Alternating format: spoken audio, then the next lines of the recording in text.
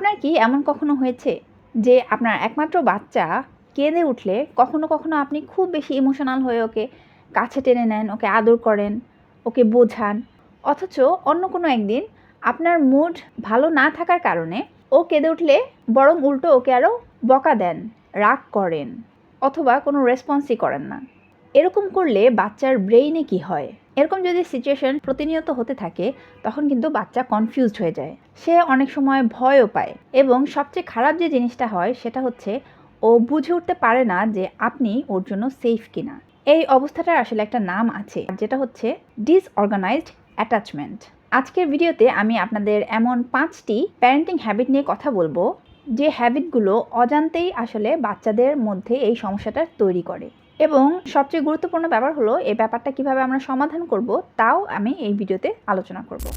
আসসালামু আলাইকুম, it's me Rimu, A former teacher and a mother of one child. So প্রথমে আমরা বুঝে নেই যে অ্যাটাচমেন্ট জিনিসটা আসলে কি। জন্মের পর থেকে একটা বাচ্চার ব্রেইন সবসময় একটাই প্রশ্ন করে যায় যে আমি কি সেফ আছি, আমি কি ভালোবাসা পাচ্ছি। এই প্রশ্নের উত্তর সে খোঁজে তার বাবা বা মায়ের কাছ থেকে।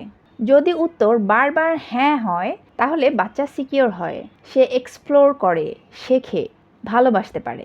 কিন্তু যদি উত্তর কখনো কখনো হ্যাঁ হয় আবার কখনো কখনো না হয়, তখন বাচ্চার নার্ভাস সিস্টেম ভেঙে পড়ে, সে না পারে কাছে আসতে, না পারে দূরে সরে যেতে। এটাই আসলে ডিসঅর্গানাইজড অ্যাটাচমেন্ট। সো শুরুতেই আমরা জেনে নেই যে ডিসঅর্গানাইজড অ্যাটাচমেন্ট আসলে জিনিসটা কি। 1990 সালে গবেষক ম্যারি মেইন এবং জুডিথ সলোম্যান প্রথম এই প্যাটার্ন আবিষ্কার করেন। তারা অবজার্ভ করলেন যে কিছু বাচ্চা মায়ের কাছে গেলে হঠাৎ থেমে যায়, ঘুরে ঘুরে হাঁটে, দেন মেঝেতে পড়ে যায়। এরা ভয় পাচ্ছে না, কিন্তু ওদের ব্রেইনও কোনো সলিউশন খুঁজে পাচ্ছে না, কারণ তারা বুঝতে পারছে না মা এই মুহূর্তে সেফ কিনা। কারণ মা মাঝে মধ্যেই রেগে যায়, সো বাচ্চা মাকে ভয় পায়, কিন্তু তার একমাত্র সেফ জায়গাও কিন্তু ওই মাই। তারা এই অবস্থার নাম দিয়েছিলেন ফ্রাইট উইদাউট সলিউশন। চলুন এখন দেখে নেই কোন 5টি হ্যাবিট এই ডিসঅর্গানাইজড অ্যাটাচমেন্টটা তৈরি করে। প্রথম যে অভ্যাস সেটা হচ্ছে অনিয়মিত সাড়া দেওয়া, কখনো আদর আবার কখনো রাগ করা। সো আমি প্রথমে যে এক্সাম্পলটা দিয়েছি যে বাচ্চা যখন কাঁদছে, হয়তো আজকে আপনি ওকে আদর করে কোলে তুলে নিলেন, বোঝালেন, শান্ত করলেন, আবার এই আপনি কালকে হয়তো একটু ক্লান্ত থাকায় বাচ্চা কান্না করলে উল্টো আরও রেগে গেলেন বা ইগনোর করলেন। এই ধরনের আচরণ যখন প্রতিনিয়ত হতে থাকে তখন বাচ্চা এই জিনিসটা আসলে প্রসেস করতে পারে না, কারণ এই অবস্থা যখন প্রতিনিয়ত হতে থাকে বাচ্চা তখন প্রতিনিয়ত প্রেডিক্ট করার চেষ্টা করে যে এখন কি বাবা মা মায়ের কাছে যাব নাকি দূরে থাকবো।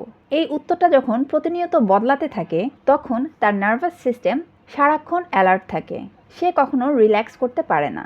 আর বিজ্ঞানীরা বলছেন যে এই আনপ্রেডিক্টেবিলিটি বাচ্চার ব্রেইনে ক্রনিক স্ট্রেস তৈরি করে। হার্ভার্ড ইউনিভার্সিটির গবেষণা বলছে যে শিশুরা আনপ্রেডিক্টেবল এনভায়রনমেন্টে বড় হয় তাদের ব্রেইনের স্ট্রেস সেন্টার, যেটাকে বলা হয় অ্যামিগডালা, সেটা সারাক্ষণ অ্যাক্টিভ থাকে। এটা কিন্তু শুধু মানসিক না, বরং শারীরিকভাবেও ব্রেইনের গঠনকে বদলে দেয়, যেটা পরবর্তীতে অ্যাংজাইটি, ডিপ্রেশন আর রিলেশনশিপ সমস্যায় রূপ নেয়। সো এই ব্যাপারটা অ্যাভয়েড করতে আমরা কি করতে পারি?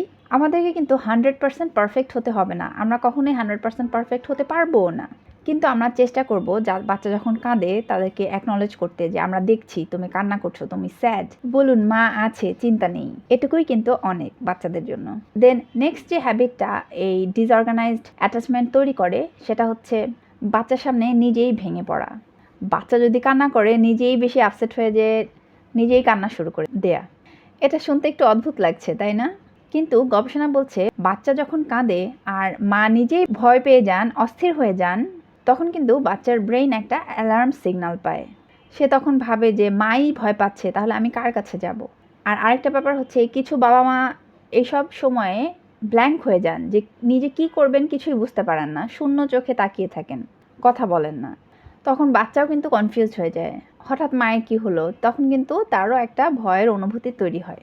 ম্যারি মেইন এবং এরিক হেসের গবেষণায় দেখা গিয়েছে যে মায়েরা বাচ্চার সামনে ডিসোসিয়েট করেন বা ব্ল্যাঙ্ক হয়ে যান তাদের বাচ্চাদের মধ্যে কিন্তু ডিসঅর্গানাইজড অ্যাটাচমেন্টের হার সব থেকে বেশি থাকে, কারণ বাচ্চার নার্ভাস সিস্টেম কিন্তু মায়ের মুখ দেখে সেখানে সেফটি খোঁজে। কিন্তু মাই যখন ব্ল্যাঙ্ক হয়ে যান, মাই যখন বুঝে উঠতে পারে না যে কী করবেন, তখন বাচ্চার ব্রেন সেটাকে থ্রেট হিসেবে নেয়।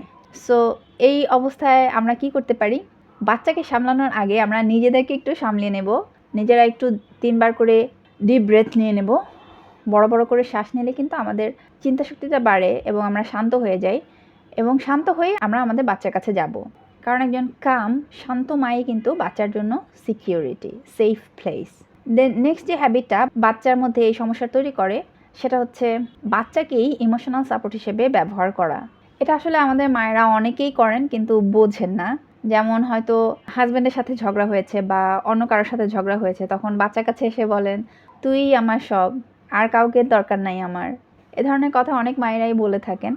হয়তো একা ফিল করলে বাচ্চাকে কাছে রাখতে ইচ্ছে হয় বা বাচ্চাকে ছাড়তে ইচ্ছে না হয়, নিজের কষ্টের কথা বাচ্চাকে শেয়ার করা হয় অনেক সময়। বাচ্চার মনে কিন্তু তখন একটা চিন্তা চলে আসে যে মাকে ঠিক রাখার দায়িত্ব আমার। এই ব্যাপারটাকে বলে ইমোশনাল প্যারেন্টিফিকেশন। এই ব্যাপারটা যখন হয় তখন বাচ্চা কিন্তু আর বাচ্চা থাকে না, ছোট্ট বয়সেই সে একজন কেয়ার গিভার হয়ে যায়। গবেষণা বলে যে এভাবে বড় হওয়া বাচ্চারা পরবর্তী জীবনে নিজের জন্য কিছু আর চাইতে পারে না, সবসময় অন্যকে খুশি রাখার চেষ্টা করে, নিজেকে ভুলে যায়। 2023 সালে এ নিয়ে জাপানে একটা গবেষণা হয়।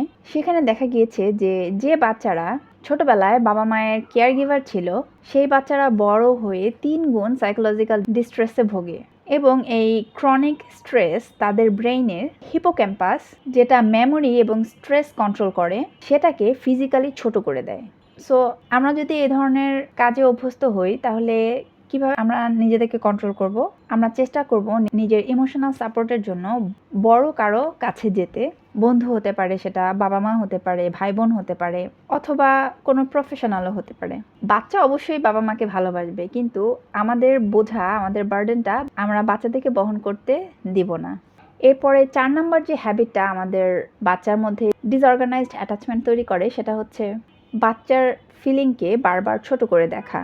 এরকম কিন্তু আমরা অহরহ বলে থাকি আমাদের বাচ্চাদেরকে যে এটা নিয়ে কেন কাঁদছো তুমি, এটা তো এমন কিছুই না, ছেলেদেরকে কাঁদতে হয় না, এত ভয় পাচ্ছ কেন, এটা তো অনেক লজ্জার কথা, তোমার বন্ধুরা কি বলবে। আমরা এই কথাগুলো বলছি, কিন্তু বাচ্চার যে অনুভূতিটা সেটা কিন্তু ওর কাছে একদম রিয়েল। সেটাকে যখন আমরা বারবার রং বলছি তখন কিন্তু বাচ্চা শিখছে যে ওর ভেতরের যে জগৎটা সেটা সেফ না, সেটা সঠিক না। তখন বাচ্চা নিজেকেই আর সেফ মনে করে না, সে তখন আর কাউকে ট্রাস্ট করতে পারে না। এই ধরনের বাচ্চাই কিন্তু বড় হয়ে হঠাৎ করে রেগে যায়, কারণ বছরের পর বছর তাদের চাপা পড়া ইমোশন একদিন হঠাৎ করে বের হয়ে আসে। সো আমাদের জীবনে যদি এ ধরনের ঘটনা ঘটে থাকে তাহলে আমরা কি করতে পারি? বাচ্চা যখন কাঁদে তখন আমরা বলতে পারি যে আমি বুঝতে পারছি তোমার কষ্ট হচ্ছে, বা আমি বুঝতে পারছি তোমার ভয় হচ্ছে। সো যে কোনো সলিউশন দেওয়ার আগে আমরা অ্যাকনোলেজ করব ওদের ইমোশনটা। এইটুকু করাতেই কিন্তু বাচ্চার ব্রেনে সেফটি তৈরি হয়। ওদের অনুভূতিটা অ্যাকনোলেজ করার পরে আমরা ওদেরকে কোনো একটা সলিউশনে নিয়ে আসতে পারি। দেন লাস্ট যে হ্যাবিটের কথা বলবো সেটা হচ্ছে বাবা মায়ের নিজের পুরনো কষ্ট রিজলভ না করা। গবেষণায় দেখা গিয়েছে যে একটা বাচ্চার অ্যাটাচমেন্ট সবচেয়ে বেশি প্রভাবিত হয় যখন তার বাবা মায়ের নিজের শৈশবের অসমাপ্ত কষ্ট থেকে। মানে আমি যদি ছোটবেলায় কোনো কারণে কষ্ট পেয়ে থাকি, কোনো কারণে ভালোবাসা কম পেয়ে থাকি, অথবা আমাদের ছোটবেলাটা যদি অনেক স্ট্রেসড থাকতো, অলওয়েজ মারের উপরে বকার উপরে থাকতাম, দেন ইগনোরড হতাম, তাহলে আমাদের মনের মধ্যে অবশ্যই সেগুলো জমা থাকতো। অজান্তেই সেই প্যাটার্নটা কিন্তু আমরা আমাদের বাচ্চাদের মধ্যেও ট্রান্সফার করছি।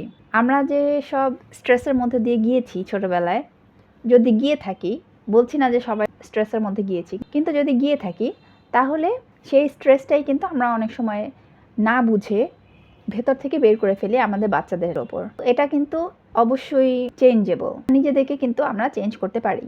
যে বাবা মা এ ধরনের কষ্টের মধ্যে দিয়ে গিয়েছেন তারা যদি অনেস্টলি জিনিসটা নিজে থেকে স্বীকার করে নেন যে হ্যাঁ আমি এই স্ট্রেসের মধ্যে দিয়ে গিয়েছি, এবং সচেতনভাবে কেয়ারফুল থাকেন যে আমি আমার বাচ্চাদের মধ্যে আমার এই স্ট্রেসটা ট্রান্সফার করব না, তাহলে কিন্তু খুব সহজেই ব্যাপারটা অ্যাভয়েড করা যায়। এই ব্যাপারটা প্রুফ করার জন্য গবেষকরা অ্যাডাল্ট অ্যাটাচমেন্ট ইন্টারভিউ বা AAI নামে একটা টেস্ট তৈরি করেছেন। এই টেস্টে দেখা গিয়েছে একজন মায়ের তার নিজের শৈশব বলার ধরন এবং তার বাচ্চার অ্যাটাচমেন্ট প্যাটার্নের মধ্যে 75% কোরিলেশন আছে। মানে আপনি আপনার কষ্টের গল্পটা কিভাবে বলেন সেটা বলে দেয় আপনার বাচ্চা কেমন অ্যাটাচমেন্ট তৈরি করবে।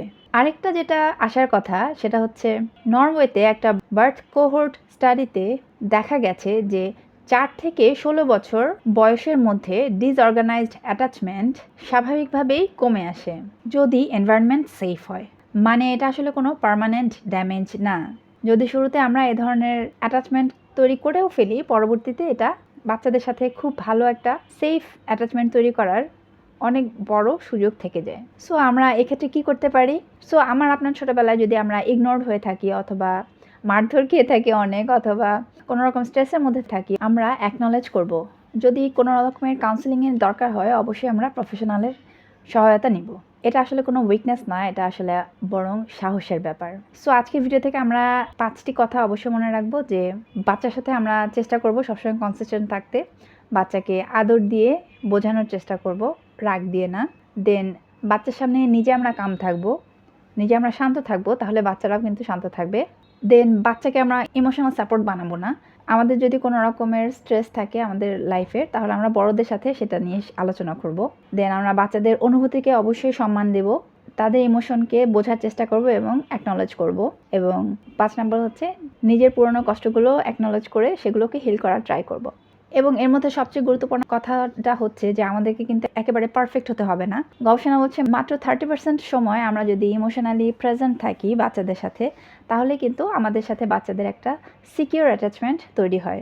যদি বাকি সময়ের ভুলগুলো আমরা রিপেয়ার করতে পারি, যেমন বাচ্চার সাথে হঠাৎ করে যদি আমরা রেগে যাই, পরবর্তীতেও সেই রাগটা ধরে না রেখে আমরা বাচ্চাকে সরি বলতে পারি, বুঝিয়ে বলতে পারি যে মা হঠাৎ করে রেগে গিয়েছিলাম, আই এম সরি মা। এটুকুই কিন্তু যথেষ্ট। প্রতিটা রিপেয়ার, প্রতিটা উপস্থিতি কিন্তু বাচ্চার ব্রেইনে একটু একটু করে সেফটি তৈরি করে। সো ভিডিওটা যদি ভালো লাগে অবশ্যই লাইক করবেন, আর নতুন বাবা মায়ের সাথে অবশ্যই শেয়ার করবেন।